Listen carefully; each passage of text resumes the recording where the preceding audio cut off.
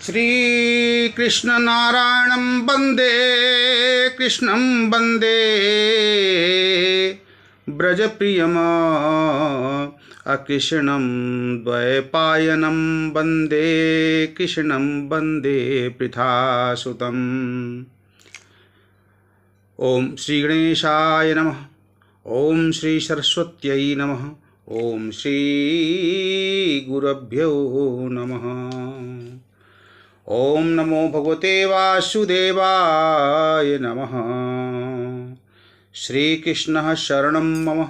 श्रीकृष्णः शरणं मम। सच्चिदानन्द रूपाय विश्वोत्पत्त्यादिहेतवे तापत्रय विनाशाय श्रीकृष्णाय वयं नुमः। श्रीकृष्णाय वयं नुमः। जो जगत की उत्पत्ति, स्थिति और विनाश के हेतु तथा जो तीनों प्रकार के पाप के नाश करता है, सच्चिदानंद स्वरूप भगवान श्री कृष्ण को हम सब बार बार वंदन करते हैं। परमात्मा के तीन स्वरूप शास्त्रों में कहे गए हैं।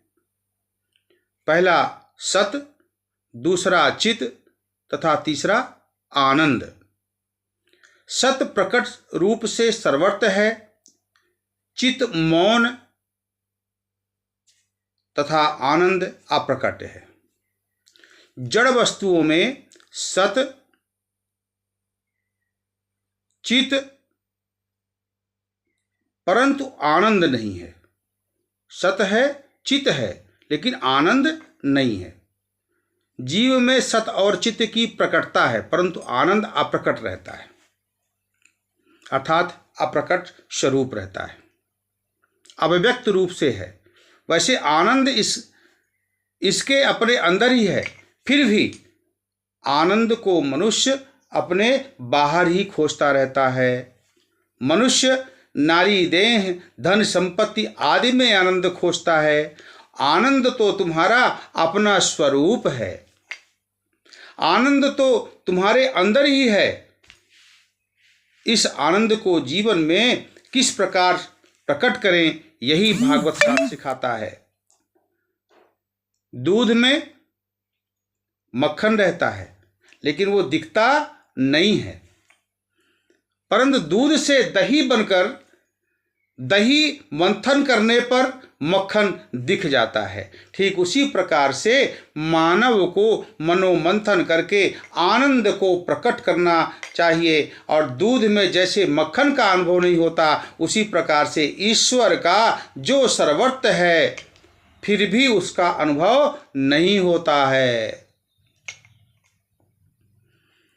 जीव है तो ईश्वर का ही तो भी उस ईश्वर को पहचानने का यत्न करता नहीं।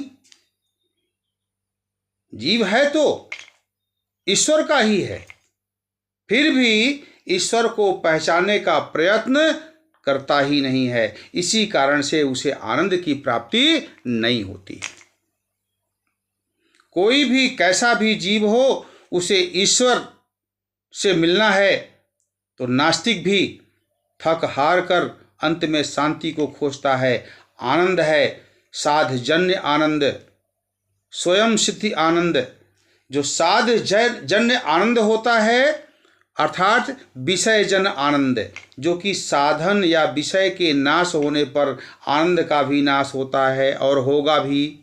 योगियों के पास कुछ भी साधन का विषय नहीं होता, फिर भी उनको आनंद है, अर्थात सदा आनंद में रहते हैं। इसमें सिद्ध होता है, इससे सिद्ध होता है कि आनंद अंदर है। सत चित आनंद ईश्वर के परिपूर्ण है और परमात्मा परिपूर्ण सत रूप, परिपूर्ण चित रूप, परिपूर्ण आनंद रूप है। परमात्मा श्री कृष्ण परिपूर्ण आनंद स्वरूप है। बिना ईश्वर के संसार अपूर्ण है। इसीलिए कहा गया है,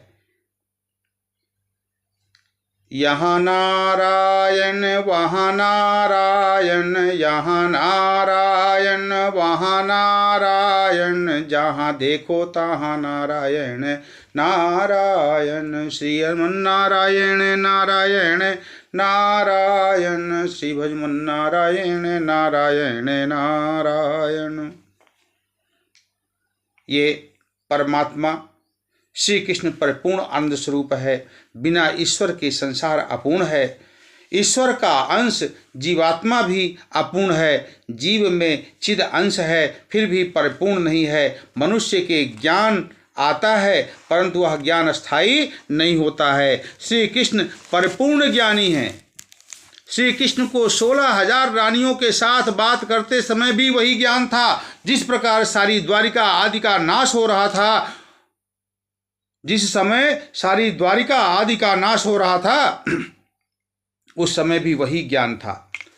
श्री कृष्ण का आनंद रानियों में या द्वारिका में है ही नहीं। सबका विनाश हो रहा था, तो भी श्री कृष्ण को आनंद का विनाश नहीं होता है। कारण श्री कृष्ण तो स्वयं आनंद स्वरूप हैं, सत नित्य है, चित ज्ञान है और चित शक्ति यथार्थ ज्ञान शक्ति मनुष्य अपने स्वरूप में स्थित नहीं है, अतः इसे आनंद नहीं मिलता है। मनुष्य जिस प्रकार से बाहर विवेक रखता है, वैसे घर में रखता नहीं है। मनुष्य एकांत में स्वस्वरूप में स्थित रहता है, जबकि उत्पत्ति स्थिति और संहार लीला में श्री ठाकुर जी के स्वरूप में कोई परिवर्तन नहीं होता है।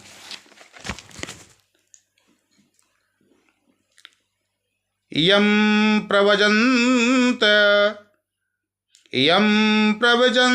मनुपेतम